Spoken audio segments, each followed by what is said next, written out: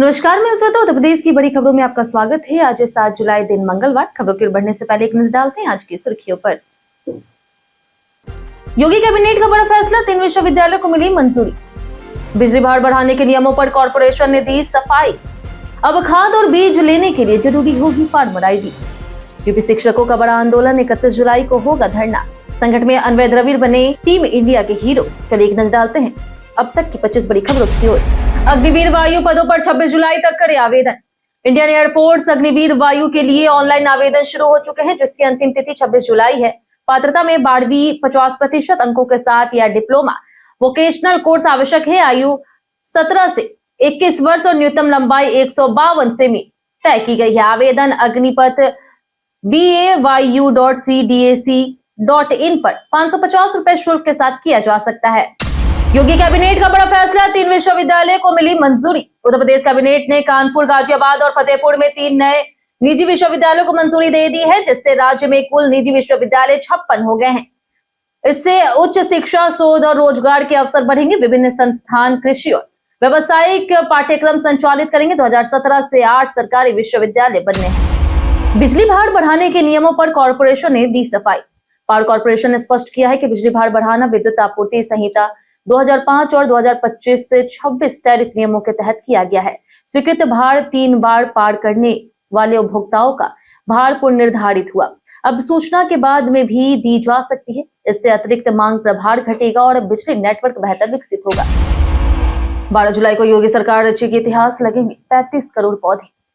उत्तर प्रदेश में 12 जुलाई को पौधारोपण महाअभियान 2026 के तहत एक दिन में 35 करोड़ पौधे लगाए जाएंगे।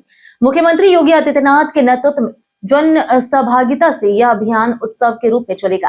वन विभाग सहित कई विभाग शामिल होंगे और 52.44 करोड़ पौधों की तैयारी की जा रही है। सीएम योगी ने डॉक्टर मुखर्जी को दी श्रद्धांजलि।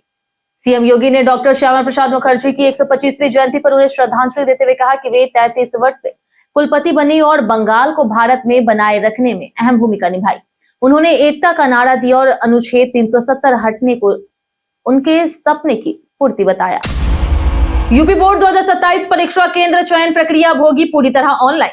उत्तर प्रदेश बोर्ड ने 2027 हाई स्कूल और इंटरमीडिएट परीक्षा के निर्धारण प्रक्रिया पूरी तरह से ऑनलाइन कर दी है। विद्यालय 20 जुलाई तक सुविधाओं का विवरण अपलोड करेंगे। सत्यापन के बाद सॉफ्टवेयर केंद्रों की सूची बनाई जाएगी। आपत्तियां भी ऑनलाइन ली जाएगी। अंतिम परीक्षा केंद्र सूची 18 सितंबर को पारदर्शी प्रक्रिया के तहत जारी होगी। यूपी में 158 पदोन्नत बीईओ को मिली नई तैनाती। उत्तर प्रदेश सरकार ने पदोन्नत 158 खंड शिक्षा अधिकारियों को नई तैनाती दे दी है। अधिकांश अधिकारियों को विभिन्न जिलों के डायट में वरिष्ठ प्रवक्ता बनाया गया है। बेसिक शिक्षा विभाग ने सभी अधिकारियों को निर्धारित समय में कार्यभार ग्रहण करने के निर्देश दिए। इससे डायट में प्रशिक्षण, अनुसंधान और शैक्षणिक गुणवत्ता सुधार को मजबूती मिलने की उम्मीद है। आगरा में जल्द दौड़ेगी 100 नई इलेक्ट्रिक एसी बसें। आगरा में सार्वजनिक परिवहन को मजबूत करने के लिए 100 नई एसी इलेक्ट्रिक बसों को मंजूरी दे दी गई है। यह बसें शहर के साथ टंडुला, फतेहाबाद रोड और फतेहपुर सिकरी समेत ग्रामीण मार्गों पर चलेगी। नए डिपो के लिए सर्वे जारी है। बसों की कुल संख्या 200 होने से जाम, प्रदूषण और निजी वाहनों का दबाव कम होने की उम्मीद है। अब खाद और बीज लेने के लिए जरूरी होगी फार्मर आईडी। यूपी सरकार किसानों के लिए 12 अंकों की फार्मर आईडी बना रही है, जिसमें जमीन और खेती का डिजिटल रिकॉर्ड होगा। यह पीएम किसान खाद बीज, फसल बीमा, केसीसी और अन्य योजनाओं के लिए अनिवार्य होगी। सरकार का दावा है कि इससे फर्जीवाड़ा और कालाबाजारी पर रोक लगेगी। 35 करोड़ पौधारोपण से यूपी बनाएगा नया राष्ट्रीय रिकॉर्ड।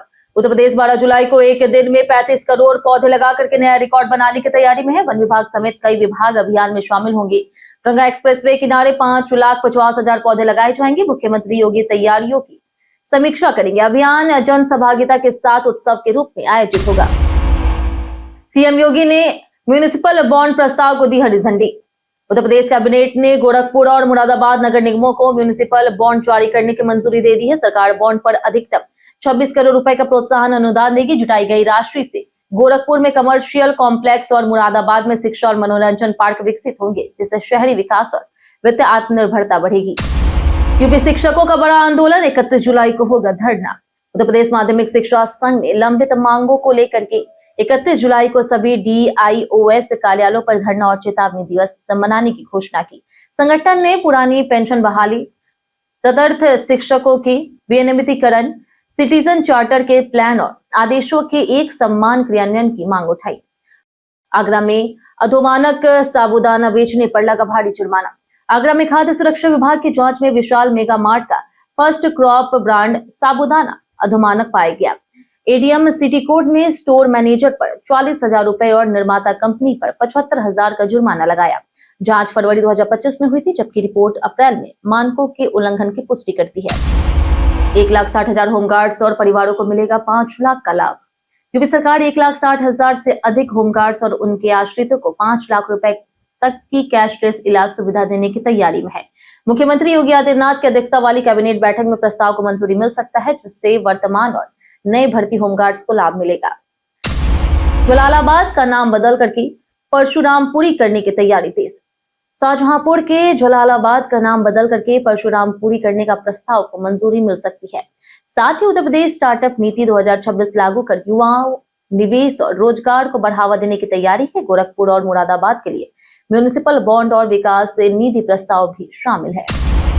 चालक की लापरवाही से गंगा एक्सप्रेसवे पर बड़ा हादसा। गंगा एक्सप्रेसवे पर सिद्धार्थनगर से दिल्ली जा रही ओवरलोड स्लीपर बस पुलिया से 25 फीट गहरी खाई में गिर गई। हादसे में 44 यात्री घायल हो गए हैं, 4 गंभीर हालत में हैं। प्रारंभिक जांच में चालक के मोबाइल पर बात लापरवाही और ओवरलोडिंग वजह मानी जा रही है। चालक परिचालक फरार है, पुलिस जांच कर रही। आगरा स्कूल किताब जांच रिपोर्ट में 2 महीने से हुई लंबित। आगरा के निजी स्कूलों में महंगी किताबें अनिवार्य कराने और कथित कमीशन खोरी की जांच 2 महीने बाद भी पूरी नहीं हो पाई। जिलाधिकारी ने 7 दिन में रिपोर्ट मांगी थी। जांच में देरी पर अभिभावक ने नाराजगी जताई है। बीएसए ने कहा कि कुछ बिंदुओं की जांच शेष है, जल्द रिपोर्ट सौंपी जाएगी। ताजमहल मंदिर विवाद में याचिका पहुंची हाई कोर्ट। ताजमहल परिसर को लेकर के 2015 से आगरा सिविल जज की अदालत में दीवानी मुकदमा लंबित है, जिसमें इसे भगवान अग्रेश्वर महादेव नागनाथेश्वर तेजो महालय मंदिर बताया गया। सर्वे के लिए एडवोकेट कमीशन की मांग खारिज हुई। अब हरिशंकर जैन सहित याचिकाकर्ताओं ने हाईकोर्ट में याचिका दाखिल की है। अयोध्या में जमीन निवेश पर अमिताभ का बड़ा फैसला। अभिनंदन लोढ़ा के अनुसार अमिताभ बच्चन ने सुबह फोन कर अयोध्या में जमीन खरीदने की इच्छा जताई। उन्होंने 15,000 वर्ग फीट भूमि पर 15 करोड़ में खरीदी है और तुरंत भुगतान किया। अयोध्या में पर्यटन और विकास बढ़ा है, कई सेलिब्रिटी निवेश कर रहे हैं, जमीन की कीमतें तेजी से बढ़ रही। 2027 में वापसी के लिए बसपा बना रही नई रणनीति। हाथरस में रामवीर उपाध्याय के निधन और बसपा छोड़ने के बाद नेतृत्व संकट गहरा गया है। 2022 में सभी सीटों पर हार के बाद पार्टी 2027 के लिए बूथ स्तर पर संगठन मजबूत करी। कमजोर स्थानीय नेतृत्व और बदले समीकरणों के बीच बसपा वापसी की कोशिश में जुटी है। भाजपा सरकार पर अखिलेश यादव ने लगाया बड़ा आरोप। अखिलेश यादव ने भाजपा पर हमला करते हुए 2027 यूपी चुनाव में सपा की जीत और 270 सीटों का सपना बताया। उन्होंने फर्जी सोशल मीडिया एफआईआर की चेतावनी दी। सरकार की नाकामी, अयोध्या मंदिर दान में भ्रष्टाचार, भाजपा में अंदरूनी टकराव और चीन द्वारा भारतीय जमीन कब्जे का आरोप लगाया। टैंकर से गैस रिसाव, 3 दमकल ने संभाली। झांसी के कानपुर हाईवे पर गोड़मछिया गांव के पास नाइट्रोजन गैस से भरे टैंकर में प्रेशर बढ़ने से रिसाव हुआ। एलपीजी समझ करके अफरा तफरी मच गई है। पुलिस ने एक लेन बंद कर ट्रैफिक डाइवर्ट किया, जिससे 2 किलोमीटर लंबा जाम लगा। दमकल ने पानी डाल करके रिसाव रोका, फिर यातायात सामान्य हुआ। आधार से मोबाइल नंबर अपडेट करने का आसान तरीका। आधार कार्ड से लिंक मोबाइल नंबर अपडेट ना होने पर आप 2 तरीके अपना सकते हैं। नया नंबर ऐप से 75 रुपए शुल्क दे करके अपडेट किया जा सकता है, यदि पुराना नंबर सक्रिय हो। दूसरा तरीका UIDAI आधार सेवा केंद्र पर जाकर के UIDAI की वेबसाइट UIDAI अपॉइंटमेंट से अपॉइंटमेंट लेकर के अपडेट कराना है। कई कारणों से दर्ज भारत के इतिहास में आज की तारीख 1948 में स्वतंत्र भारत की पहली बहुउद्देशीय परियोजना शुरू हुई और 1955 में पहली बार वन्य प्राणी दिवस मनाया गया। इसी दिन महेंद्र सिंह धोनी, दिलीप कुमार, गुरु हरकिशन सिंह, मोहम्मद बरकतुल्लाह और अन्य प्रमुख हस्तियों से जुड़ी जन्म और पुण्यतिथि भी दर्ज है, जिससे 7 जुलाई भारतीय इतिहास में विशेष महत्व रखता है। संकट में अनवय द्रविड़ ने बने टीम इंडिया के हीरो। अनवय द्रविड़ ने श्रीलंका अंडर-19 के खिलाफ दूसरे अनऑफिशियल वनडे में 67 गेंदों पर 87 रन बना करके भारत को संकट से उबारा। 81/4 के स्कोर पर उन्होंने अर्जुन राजपूत के साथ 141 रन की साझेदारी की। भारत 285 रन तक पहुंचा, जबकि यह अनवय के अंडर-19 करियर की सबसे बड़ी पारी रही। हम प्रतिदिन आपसे 5 ऐसे जरूरी सवालों के जवाब बताएंगे जो कि यूपीपीएससी जैसे अन्य प्रतियोगी परीक्षाओं में काम आएंगे। सवाल इतिहास, यूपी स्पेशल, विज्ञान, करंट अफेयर्स और भूगोल से रहेंगे।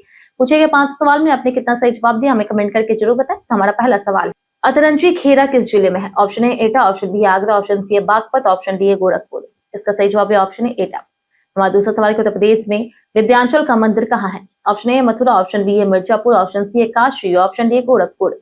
इसका सही जवाब है ऑप्शन बी मिर्जापुर। हमारा तीसरा सवाल है, उत्तर प्रदेश राज्य का भौगोलिक आकार कैसा है? ऑप्शन ए है लंबवत, ऑप्शन बी है चौकोर, ऑप्शन सी है वृत्ताकार, ऑप्शन डी में से कोई नहीं। इसका सही जवाब है ऑप्शन ए लंबवत। हमारा चौथा सवाल है, उत्तर प्रदेश राज्य के किस जनपद में हड़प्पाकालीन वस्तुएं प्राप्त हुई? ऑप्शन ए है मुगल सराय चंदौली, ऑप्शन बी है आलमगीर मेरठ, ऑप्शन सी है भटनी देवरिया, ऑप्शन डी हापुड़ गाजियाबाद। इसका सही जवाब है ऑप्शन डी आलमगीर मेरठ।